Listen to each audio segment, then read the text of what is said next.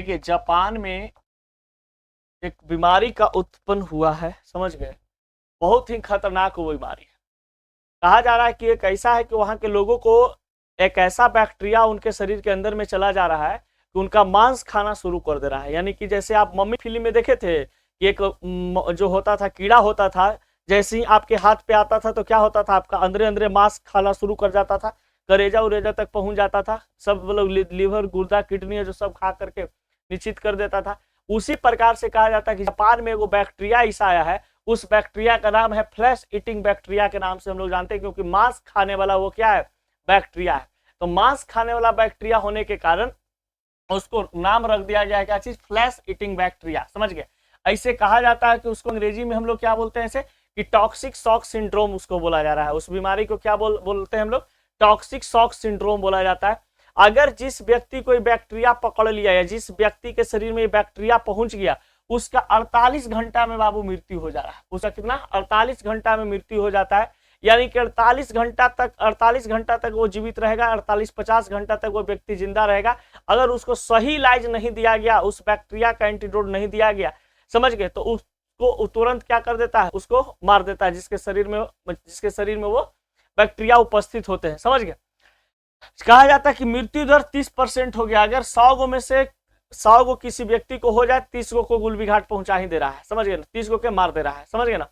ये बहुत ही खतरनाक वायरस है, कोरोना वायरस से भी खतरनाक किया है। इसमें दिक्कत क्या है ना कि जो बैक्टीरिया से संक्रमित जो व्यक्ति हो रहे हैं, इसमें क्या हो रहा है कि मान लीजिए कि आपका हाथ संक्रमित हो गया, समझ गए, तो ये आपके हाथ में जितना भी मांस है ना, इस सब मांस को खाना शुरू करेगा, समझ गए। धीरे धीरे खाते खाते आगे बढ़ते चला आएगा। अब बताइए, जब इधर आकर के एने आएगा या एने आएगा जी, आपका तुरंत क्या कर देगा, स्वाहे कर देगा। या तो यहाँ पर पहुंच जाएगा करेजा के पास, दिल के पास खत्म, दिमाग के पास पहुंच गया बैक्टीरिया, सब मांस, सब जितना इस खोपड़िया के नीचे पूरा मांस है ना जी, मांस खाने वाला बैक्टीरिया है, पूरा मांस आपका खा जाएगा, आपका स्वाहा होना तय है, समझ गए कि नहीं। ये ज्यादातर जो बीमारी हो रहा है किसमें, बच्चों और बुजुर्गों में, बच्चों और किसमें, बुजुर्गों में ये बीमारी देखने को मिल रहा है, समझ गए। कहा जाता है कि इस बीमारी को नाम दिया गया है क्या चीज, WHO की तरफ से टॉक्सिक शॉक सिंड्रोम।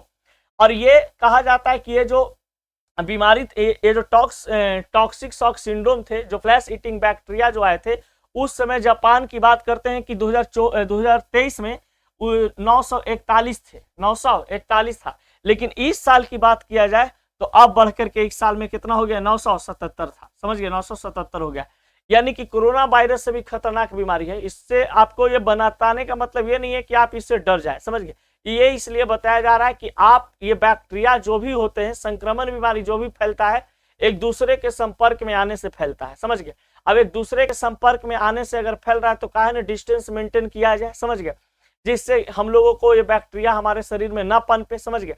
किसी ऐसे इंसान से ना मिले जो कि मतलब कि फॉरेन कंट्री से आए हो, समझ गए। किसी ऐसे इंसान से ना मिले जिनका लेन देन इधर उधर होता हो किसी न किसी से। बहुत ऐसे जगह पे ना जाएं जहां पे कुछ लोग ऐसा मतलब कि आए होंगे, समझ गए। तो इससे आप संक्रमण का खतरा अगर आपको लग रहा है तो आप इससे बच सकते हैं, समझ गए। क्योंकि बैक्टीरिया जो इन्फेक्शन होता है ये बहुत ही खतरनाक होता है, चाहे वायरस इन्फेक्शन जो होता है बहुत ही खतरनाक होता है। और जापान में ये बहुत ही मतलब गजब टाइप से आप देख सकते हैं कि टॉक्सिक शॉक सिंड्रोम जो है, फ्लैश ईटिंग बैक्टीरिया जो है एकदम पनप रहे हैं, समझ गए। अब इससे क्या हो रहा है कि मांस खाने वाला बैक्टीरिया इसको नाम दिया गया, क्योंकि आपके शरीर के अंदर में जैसे ही प्रवेश किया आपका मांस खा जाएगा। और जब मांस खाना शुरू करेगा तो आप बचिएगा, हो कोई उपाय नहीं है, एकदम गुलबी घाट जाना तय है।